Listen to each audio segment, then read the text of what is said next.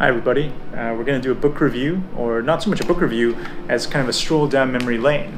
So we're going to look at an old issue of Men's EX from June 2011.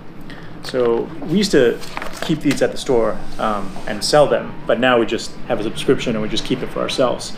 And Men's EX has always been a magazine very close to my heart because it was the first Japanese magazine to really feature us.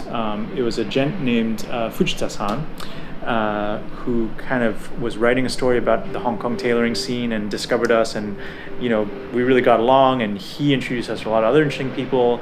And since then, which is probably like 9 years ago now, we've never really been out of Japanese media. We've always had some little quote or feature or whatever in one of the Japanese magazines, be it Men's EX or Men's Precious or Leon or Men's Club or The Rake Japan. So Fujita-san, thank you for kind of getting us started on that path. All right, let's have a look.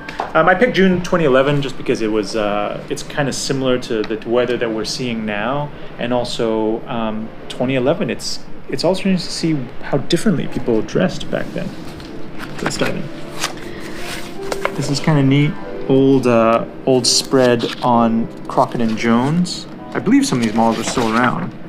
But like Alan and I used to wear these a lot. Alan had a pair of Westburns in tan, which is awesome.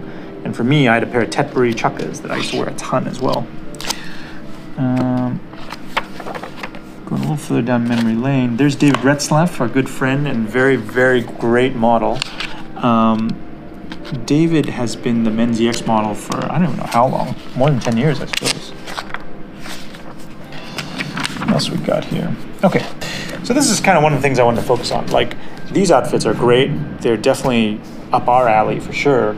But I think that they are also a little, they are not quite what we are showing off these days, Like everything looks relatively kind of fine and luxe and shiny and new. Whereas I think over the last few years, we've really evolved into wearing clothing that's a little bit more worn in, a little bit more vintage looking. I mean, I did a What Am I Wearing Today, just talking about that too. Like I'm wearing all kind of older, more worn in clothing. And I think that it's kind of where we are at right now as a society and how we dress ourselves. Certainly also with COVID and with a lot of people working from home, I wonder if this very kind of sharp dressed up style will come back. It would be a shame to see it go completely, but I think that for some people, they might find it a little bit difficult to come back to this. And like what I was saying about clothing being a little bit more crisp and new looking back then, like it even appears in the casual wear, right? Like everything is quite kind of wrinkle free and very like solid colors. I don't know, it's just different. I mean, we're talking about 9 years ago, so as you'd expect, things do change. Here's another good example of that, Like David is wearing something that's very kind of between ivy and an Italian style.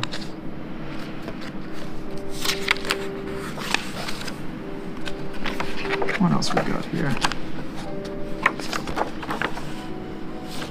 This I wanted to show you just because it's an old picture of Kenji Kaga, who's the owner of Tie Your Tie.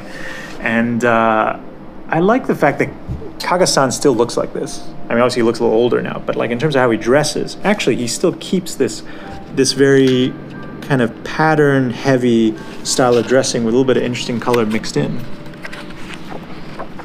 This is another reason why I love Men's EX magazine. They do these incredible, super detailed spreads, right?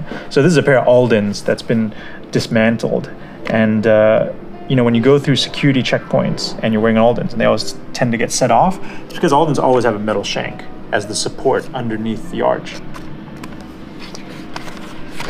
What else we got?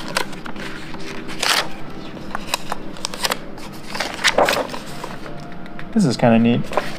This Kamoshita-san from 10 years ago. Looks quite different now, I feel like. I think he lost a little weight. There's Koji Suzuki, one of our favorite bespoke shoemakers. And actually, he still makes this derby. I mean, this is like a signature Koji design. I absolutely love it.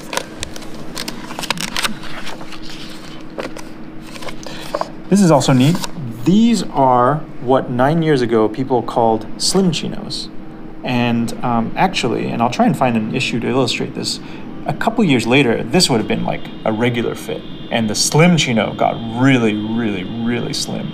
So I like this proportion, or a little bit fuller. I think it looks great. But again, you can see like everything is very crisp, very neat.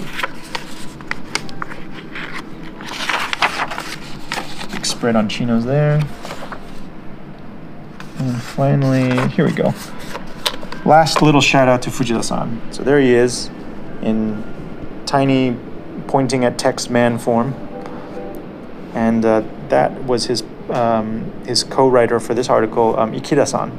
Ikeda-san actually has left mostly left the magazine industry, and he now owns a great pizza joint in Tokyo, in Ueno somewhere. So if you get a chance and you're in Tokyo, like, try and find Ikeda-san's pizza restaurant, because it's really, really good.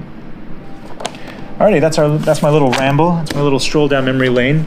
Men's EX, June 2011. If you get a chance, check it out. It's a pretty cool issue, and thanks for watching.